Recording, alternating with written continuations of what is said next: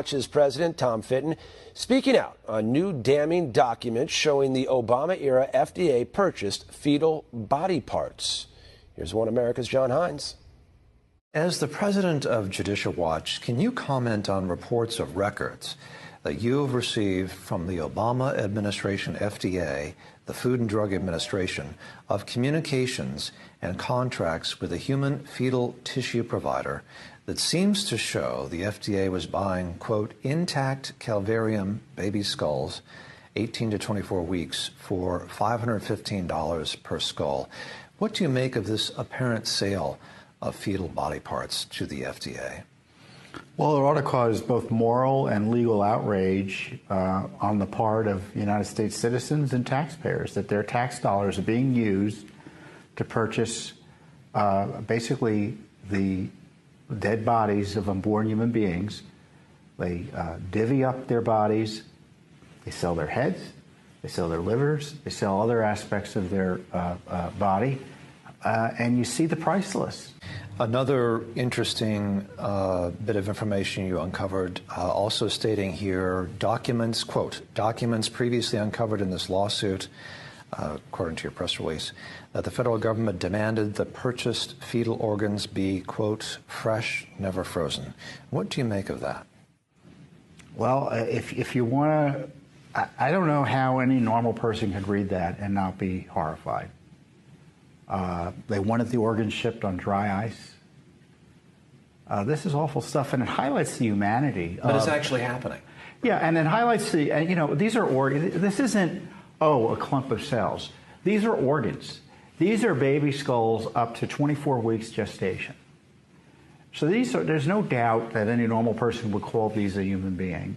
And indeed, their organs are being sold, chopped up and sold. And, you know, we have other documents in another lawsuit that we filed on behalf of the Center for Medical Progress that showed a massive operation in the University of Pittsburgh, again, funded with our tax dollars. Fauci's agency was involved in it as well. So Fauci should be asked about his agency support, in addition to gain-of-function research, chopping up organs. It was a fetal organ chop shop.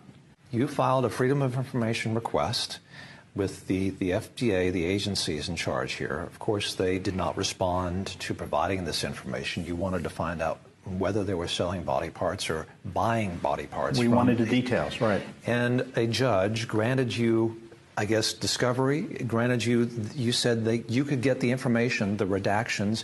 There were redactions. You got those redactions taken away. You got the information, and the information you found reveals that the FDA was buying human body parts, fetal tissue, from a fetal tissue provider, and including human heads, which they were paying $515 to procure. Is that?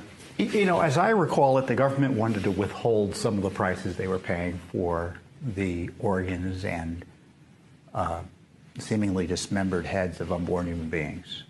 And the court said, you can't do that.